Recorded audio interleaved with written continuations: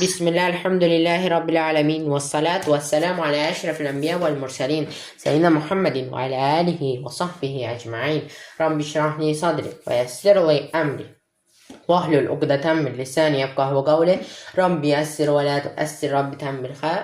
Rabbi zinni ilmen ve fehmen ve imanen. Amma ba'd. Esselamu aleyküm ve rahmetullahi ve berekatuhu. Demək, bugünkü dərsimiz inşallah Səkin Nun və Təminin 3-cü hökmü idğamdır. İdğam mənası bir şeyi digər bir şeyə daxil etməkdir.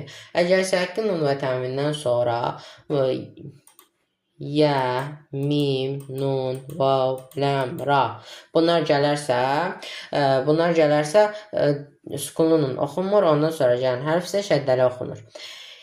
İdğamın iki növü vardır. Gunnəli idğam, bir də gunnəsiz idğam. Gunnəli idğam yə, mim, nun, vavdır. Gunnəsiz idğam isə ləm, radır.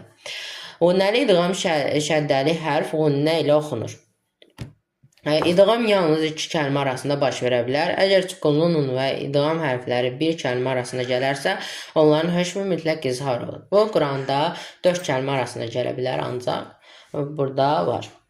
Gördüyünüz kimi, Əd-dünya, qinvanun, sinvanun, bunyanun. Ancaq da bu 4 kəlmə arasında gələ bilər. Qalanların hamısı idğamdır.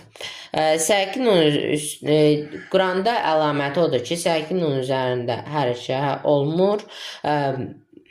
Ondan sonra gələn hərflər mim, nun, ləm, ra şəddəli olur.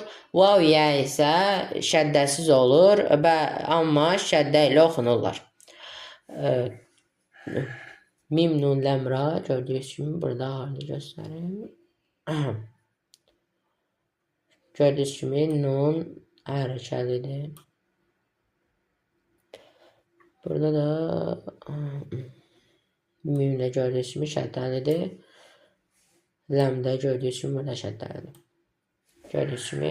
Burada da bərqi yəcəlun yevməizin nəimə lu'lu'an mənthura və likulli vichə.